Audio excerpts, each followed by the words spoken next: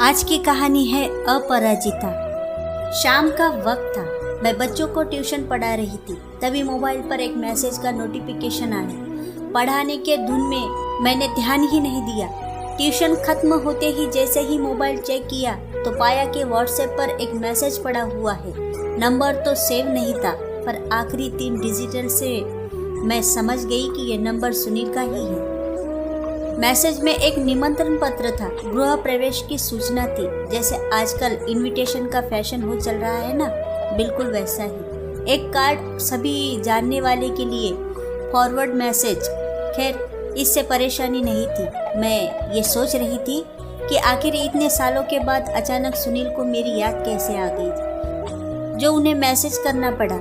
सवाल ये भी था कि उन्हें मेरा नंबर मिला कहाँ से। सोचा, बहुत सोचा। फिर सोचा कि हर घर की लंका में कोई ना कोई विभीषण तो होता ही है। जुगाड़ लगा लिया होगा मेरे नंबर का। वैसे भी सुनील और जुगाड़ एक ही सिक्के के 2 पहलू थे। मेरी शादी सुनील से तब हुई जब मैंने ग्रेजुएशन कंप्लीट किया था। मन तो मेरा और भी पढ़ने का था, नौकरी करने का था, पर पापा चाहते थे कि बेटी की शादी हो जाए, तब जाकर वो अपने घर में बहू लाए। कमाने लगे थे भैया।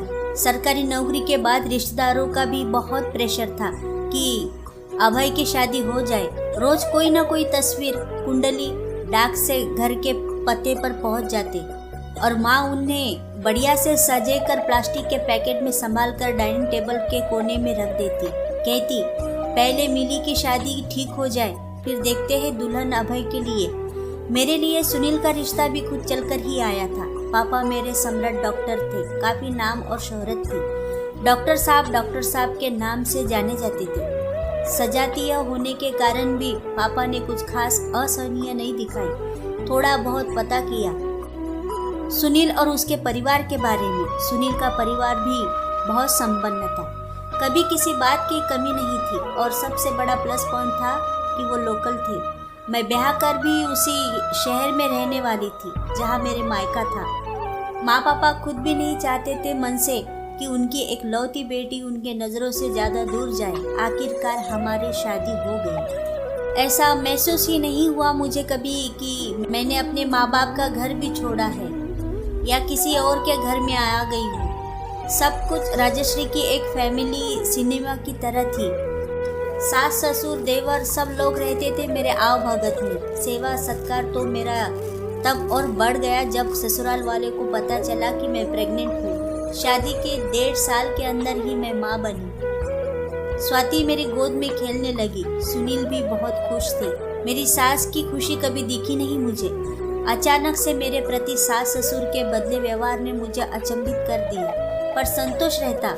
चलो, सुनील तो है साथ मेरे, धीरे धीरे सब ठीक हो जाएगा। दरअसल मेरी सास की मुझसे एक पोती की उम्मीद थी। हालांकि उन्हें कभी अपनी जुबान से ये बात मुझे नहीं बताई थी, फिर भी ऐसी बातें को महसूस करने में वक्त कितना लगता है। समय बीता, स्वाति बड़ी होने लगी। तब तक भी सब कुछ नॉर्मल हो रखा था। 2 साल हो गए। स्वाति के रूप में सुनील को जो गुड़िया मिली थी, सुनील भी अपनी गुड़िया के साथ खेलते। छुट्टी के दिन कंधे पर बैठाकर पूरा मोहल्ला घुमाते। कभी कभी स्वाति को अपने साथ अपने शोरूम में ले जाते। अच्छा लगता ये सब। हमने तय भी किया कि अब दूसरे बच्चे के बारे में भी सोचा जाए। सुनील को ही हड़बड़ी थी, या ये कहूँ मेरी सास को जल्दबाजी थी तो गलत ना होगा। खैर, जो भी था, मैं दोबारा प्रेग्नेंट हुई और इस बार फिर से मेरी आवभगत पहले से ज़्यादा होने लगी।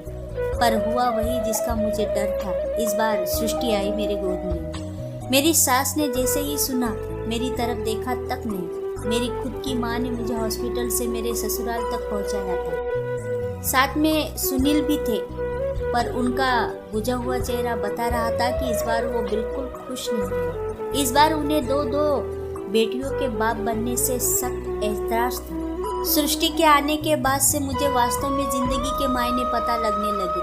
रोज की किचकिच, बात बात पर क्लेश मेरे लिए डेली रूटीन बनकर रह गया। कभी किसी से खुलकर चर्चा तो नहीं की, पर वजह सबको पता थी और सब बड़े घर की प्रतिष्ठा में अपने प्राण बचा रहे थे। सुनील का व्यवहार भी पहले से और भी खराब हो गया। मैंने इसे अपनी नियति समझा और सब कुछ ऊपर वाले के साथ साथ वक्त पर भी छोड़ दिया। माँ पापा आते मिलते, अपने दामाद, बेटी, नाती और बाकी लोगों के लिए तोहफे लेकर आते और चले जाते। कभी कभी आप चाहकर भी किसी से कुछ बोल नहीं पाते क्योंकि आपको जग हंसाई का डर भी रहता है। लगभग यही हालात मेरे भी थे। तकलीफ बहुत थी, पर शायद शब्द नहीं मिल पा रहे थे कि किसी को भी कुछ बता सकूं। बेटे की लालसा वैसे ही बनी रही घर में। बेटे के लिए न जाने कितनी बार और प्रेग्नेंट होना था, पता नहीं था। अब तो सुनील किसी तरह का रिस्क लेने के मूड में बिल्कुल नहीं थे और बेटियां नहीं चाहिए थी उन्हें। जान पहचान के क्लिनिक में जांच करवाया तो पता चला कि बेटी है। अबॉर्शन करवा दिया। पहली बार तो मैंने विरोध नहीं किया, सोचा चलो क्या कर सकते हैं। दरअसल करना और कहना तो चाहती थी पर हिम्मत न जुटा पाई। माँ पापा का चेहरा सामने आ गया। लोक लाज, इज्जत, प्रतिष्ठा का पहाड़ भी मन में दोहराया।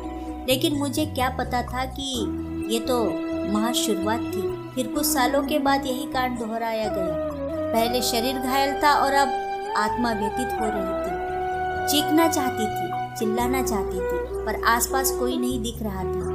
एक अद्भुत चेहरा, एक ऐसी कोई इंसान जो मेरी आवाज़ सुने और मेरी मदद कर सके। जब तीसरी बार मेरा अबॉर्शन हुआ तो हॉस्पिटल में ही सास ने मेरी घर वापसी से इनकार कर दिया।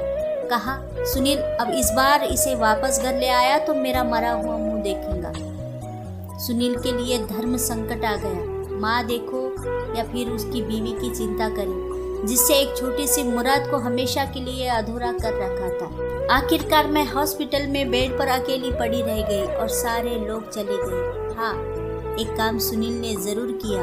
फोन करके पापा को बताया कि मिली हॉस्पिटल में है, आकर मिल लीजिए। माँ पापा दौड़ते दौड़ते हॉस्पिटल आ गए। देखा मेरा बेसुध सा शरीर पड़ा हुआ है और आसपास कोई भी नहीं है। उन्हें तो समझ ही नहीं आया कि हुआ क्या है। फिर भी माँ ने इंतजार किया। पापा तो आग बबूला हुए जा रहे थे। माँ ने शांत किया। अगली सुबह मैंने सारी बात बताई। पापा ने बिना देर किए मेरे ससुराल से मेरे दोनों बेटियों स्वाति और सृष्टि को ले आए। कहीं कुछ नहीं बोला, एक शब्द भी नहीं। माँ ने भैया को फोन किया, कहा अभय जल्दी से चला आ, मिली मुसीबत में है। हॉस्पिटल से डिस्चार्ज होकर मैं अपने मायके चली आई।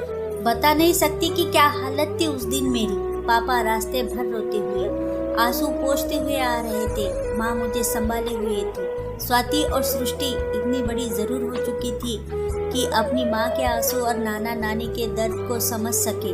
अपने मायके में जैसे ही मैंने कदम रखा, भैया ने कहा, जब तक मैं जिंदा हूँ मिली, अब उस घर में दोबारा नहीं जाएंगी। मुझे लगा मेरे भैया नहीं पापा बोल रहे हैं। जिस घर में मेरी बेटियों को इतने साल पेट भर खाना नसीब नहीं हुआ था, अपने ननिहाल में जन उन्होंने रसगुल्ला खाया तो छोटी वाली बिटिया सृष्टि ने कहा, वाह आज 2 मिठाई एक साथ खाने को मिलेंगी। सुनकर भैया भी रो पड़े।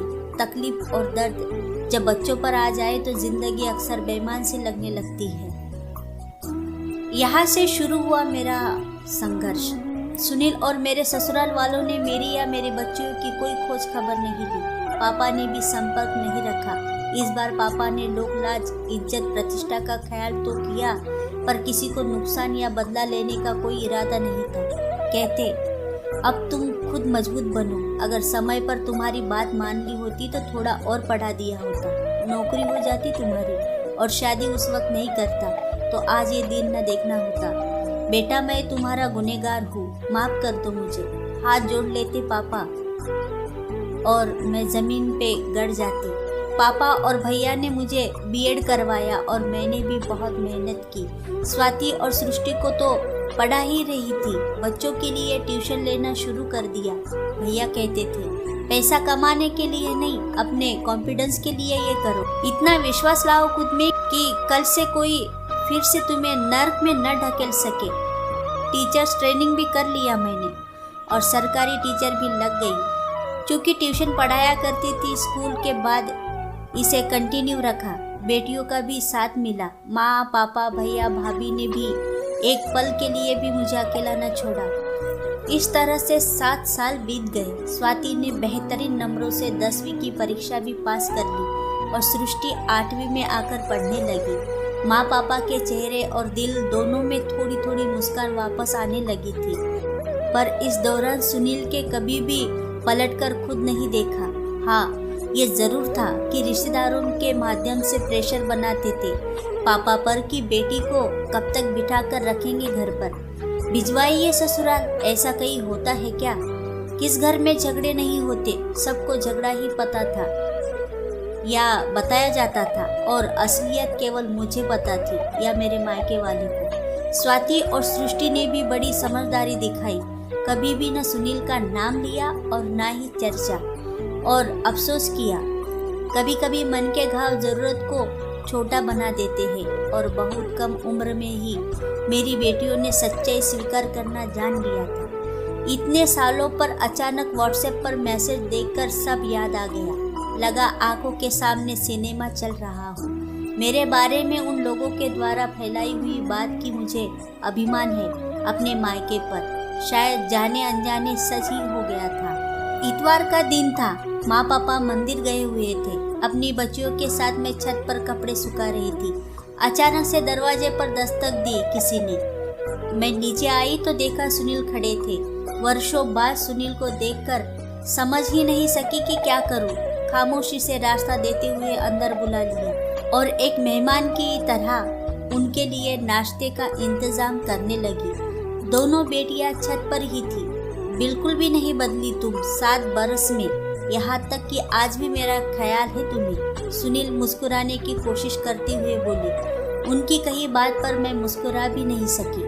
बस सोचती रही कि किसी अपने के बदलने के बाद बाकी और कुछ बदलना भी कोई मायने रखता है क्या।